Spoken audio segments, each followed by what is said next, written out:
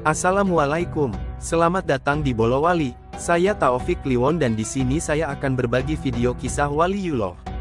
Jangan lupa like, komen, dan subscribe ya. So stay tune. Terima kasih.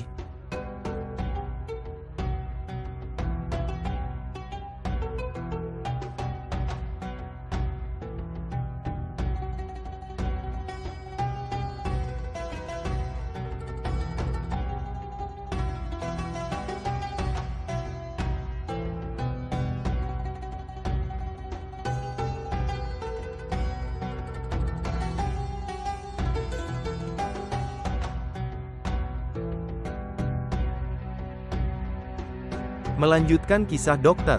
Raden Soeharto dalam buku autobiografinya Saksi Sejarah, 1982. Ia menuturkan kisah menarik tentang interaksi Bung Karno dengan salah satu guru spiritualnya, Kiai Ahmad Basyari. Kisah ini tidak hanya menggambarkan sisi lain dari kehidupan Bung Karno sebagai seorang pemimpin besar, tetapi juga mengungkapkan hubungan erat antara spiritualitas, tradisi, dan budaya dalam pembentukan karakter bangsa. Dr. Raden Soeharto mengisahkan bagaimana Bung Karno, di tengah jadwal yang padat, meluangkan waktu untuk mengunjungi Kiai Ahmad Basyari di pesantren Cikiru Sukanegara Cianjur. Dalam kunjungan tersebut, Bung Karno menikmati hidangan khas yang telah menjadi favoritnya setiap kali bertamu ke pesantren. Hidangan tersebut terdiri dari nasi putih yang pulen dan wangi, ayam panggang berbumbu kemiri, serta sayur bening bayam dan jagung yang memiliki cita rasa sedikit manis. Tengah malam saya dibangunkan untuk latte super. Nasi yang dihidangkan khas kegemaran Bung Karno, nasi putih yang pulen dan wangi, hangat, dengan lauk ayam panggang bumbu kemiri yang tidak terlalu halus menumbuknya dan tidak terlalu pedas, serta sayur bening, bayam dan jagung, yang agak manis rasanya. Inilah menu yang dihidangkan setiap Bung Karno berkunjung ke pesantren itu. Ia mengatakan hidangan semacam itu selain enak juga menyegarkan badan. Dan Pak Kiai berkata, menu seperti itu di zaman Kerajaan Pajang dijadikan makanan standar bagi prajurit yang kembali dari medan perang. Hidangan sederhana ini, menurut sang Kiai, bukan hanya sekadar sajian kuliner, tetapi juga memiliki nilai historis dan filosofis yang dalam. Hidangan tersebut adalah cerminan tradisi Nusantara yang syarat makna, memberikan kekuatan fisik sekaligus kesejukan jiwa. Bung Karno sendiri mengakui bahwa makanan ini mampu menyegarkan badan dan memberikan energi baru. Menu tradisional berupa nasi putih yang pulen dan wangi, ayam panggang berbumbu kemiri yang sederhana, serta sayur bening bayam dan jagung yang manis memiliki makna tersendiri sebagai simbol keseimbangan, pemulihan, dan kekuatan. Di zaman Kerajaan Pajang, hidangan ini menjadi makanan standar prajurit yang kembali dari medan perang, mencerminkan perhatian terhadap kebutuhan fisik dan mental mereka untuk kembali pulih dan berenergi. Kombinasi ini tidak hanya menawarkan nutrisi yang cukup untuk menggantikan energi yang hilang, tetapi juga menghadirkan rasa nyaman dan kebersahajaaan yang mengingatkan mereka pada rumah dan kehidupan damai, suatu refleksi dari tradisi lokal yang menghargai hubungan antara makanan, jiwa, dan semangat perjuangan. Kisah ini tidak hanya berhenti pada hidangan sederhana tersebut.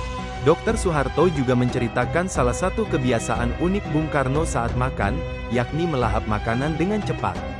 Hal ini, seperti yang diungkapkan Bung Karno, terbentuk selama bertahun-tahun hidupnya di penjara. Tengah malam itu Bung Karno seperti biasa makan dengan lahap dan cepat. Kebiasaan makan cepat itu menurut penjelasannya karena terbiasa dari penjara.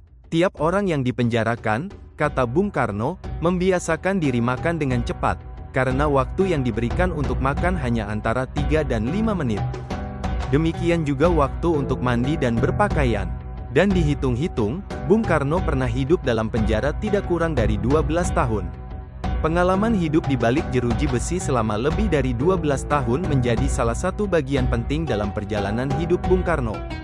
Kebiasaan makan cepat, yang mungkin terkesan sederhana, adalah simbol kedisiplinan dan keteguhan jiwa yang terbentuk selama masa-masa sulit tersebut. Di balik segala kesulitan, Bung Karno terus menunjukkan sikap tangguh dan kemampuan beradaptasi dengan kondisi apapun. Kunjungan Bung Karno ke pesantren Kiai Ahmad Basyari juga mencerminkan hubungan mendalam antara seorang pemimpin besar dengan guru spiritualnya. Kiai Ahmad Basyari tidak hanya menjadi pembimbing spiritual, tetapi juga sahabat yang mengingatkan Bung Karno akan pentingnya menjaga keseimbangan antara duniawi dan ukhrawi. Tradisi pesantren Cikiru yang sederhana dan penuh makna menjadi tempat di mana Bung Karno menemukan kedamaian dan inspirasi dalam menjalani perannya sebagai pemimpin bangsa. Dalam narasi tersebut, terdapat pelajaran penting yang dapat kita ambil. Kesederhanaan yang ditunjukkan melalui menu makanan khas pesantren bukanlah sekadar soal rasa, tetapi juga sebuah filosofi hidup yang mendalam. Bung Karno menghargai nilai-nilai lokal yang diwariskan oleh tradisi, bahkan menjadikannya sebagai bagian dari cara pandang terhadap kehidupan. Melalui kisah ini, kita juga dapat melihat bagaimana spiritualitas berperan penting dalam kehidupan seorang pemimpin. Bung Karno, meski berada di puncak kekuasaan, tetap mencari bimbingan dari seorang guru spiritual. Ini adalah pengingat bahwa kekuatan spiritual adalah fondasi utama dalam menghadapi berbagai tantangan, baik sebagai individu maupun pemimpin bangsa. Kisah perjalanan Bung Karno bersama Dr. Soeharto ke pesantren Cikiru Kiai Ahmad Basyari diakhiri dengan catatan berkesan. Kami kembali ke Jakarta menjelang dini hari. Sebuah kalimat sederhana, tetapi syarat makna, menunjukkan bagaimana Bung Karno, di tengah kesibukannya sebagai kepala negara, tetap menghormati tradisi, menghargai guru, dan menjaga hubungan spiritual yang menjadi landasan kekuatannya sebagai pemimpin. Melalui kisah ini, kita diingatkan bahwa kepemimpinan yang besar tidak hanya lahir dari kecerdasan intelektual atau kemampuan strategis, tetapi juga dari akar spiritual dan penghormatan terhadap nilai-nilai budaya lokal. Bung Karno memberikan teladan bahwa seorang pemimpin yang hebat adalah mereka yang mampu memadukan duniawi dan ukhrawi, tradisi dan modernitas, serta kekuatan fisik dan spiritual.